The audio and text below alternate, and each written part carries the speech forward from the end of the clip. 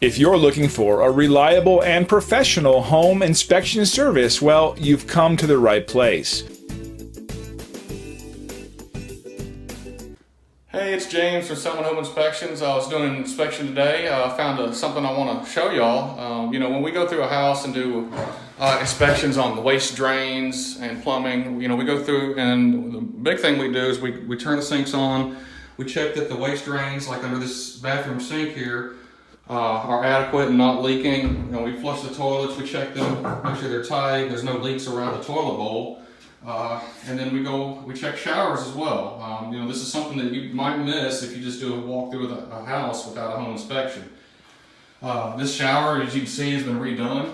Looks really clean and nice, but I got to one thing, I found a problem. If you look down here, this is the drain for the shower, and you can see there's water standing in the bottom of this shower pan.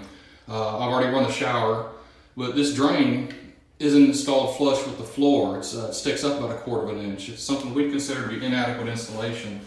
The problems with this, other than it's just not draining correctly, is this is going to be real conducive for mold or mildew growth, and it's going to make cleaning this. You have to clean it more often, basically, because it's going to get dirty faster if that water can't drain and the shower dry after use.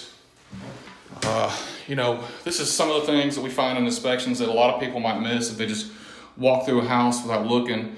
This is why we recommend you get a home inspection, so we can catch these little things, and you can buy a house that's not a money pit, and you're not walking into a bunch of problems on day one.